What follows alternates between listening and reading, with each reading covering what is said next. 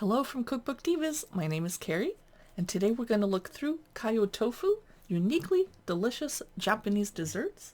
It's by Nicole Bermensolo and Elizabeth Gunnison Dunn. Let's see when this came out. Oh, 2015, a bit older of a cookbook. It's by Running Press, one of our favorite cookbook publishers. Okay, here's the table of contents.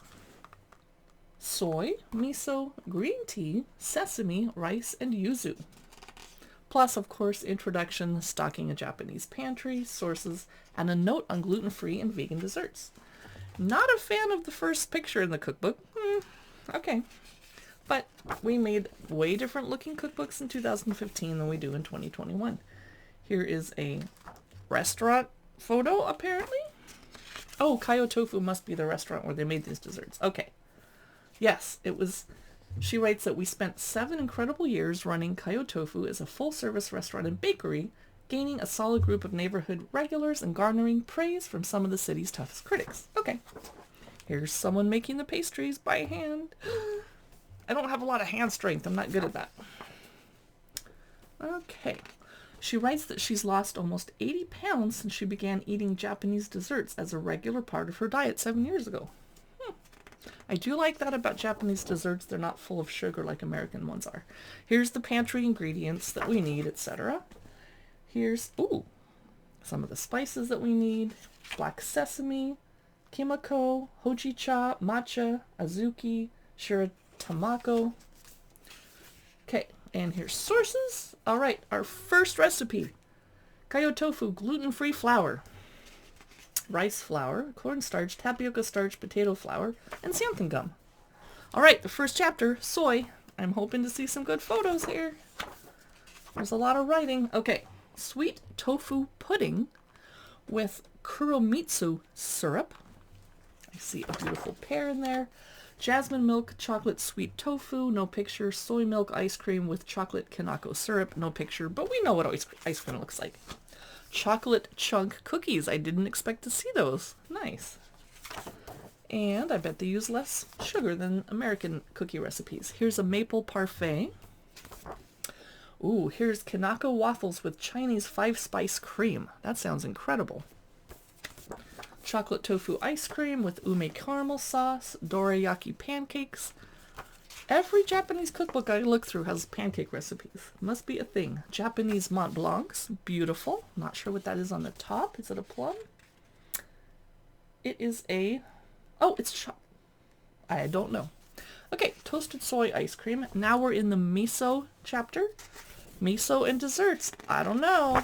Let's find out. Persimmon mochi. Warm persimmon mochi chocolate cake. No photo, but here's a beautiful chocolate tart. Wow. Nice. Now I'm in the green tea chapter. Green tea cake with ginger mousse.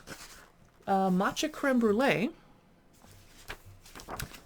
And how about Japanese toast? Okay, that does not look appetizing, but it would be hard to photograph something like that, so I'll give them the benefit of the doubt that it's probably delicious. Hojicha ice cream. Green tea chocolate cakes. Green tea white chocolate cupcakes. Wow. This is beautiful. A matcha rare cheesecake. Gorgeous. Green tea muffins. Tokyo tiramisu. I love the name. That's nice. Here's some green tea yokan. Is it candy? Is it jellies? What is it? It looks jelly. Hoji roll cake. Now we're getting to some good stuff. I like this chapter. Next chapter, sesame. White sesame biscotti. White sesame cake. Black sesame shortbread. Black sesame caramel mousse. Now we're in the... black sesame and chocolate mousse tartlets. Chocolate glaze. Chocolate mousse. Black sesame rare cheesecake. Not sure why they keep calling it rare. Black sesame macaroons. Wouldn't be my first pick. So much work. Now we're in the rice chapter. Yes, brown rice madeleines, brown rice financiers, miso mochi. Kind of boring, but good with coffee and tea. The art of wagashi, ginger okayu rice pudding, excuse me. We are getting into, yuzu chapter. This will be good. I love yuzu. Very citrusy. Winter citrus tart. Feast your eyes on that. That's incredible. That would be amazing at Christmas time or New Year's, I say. Yuzu cheesecake. Yum. I would probably make these first out of every recipe in the book. Pear crumble. Yuzu vanilla cupcakes. They just look so refreshing. And spring and mitsu. Blackberry yuzu sherbet.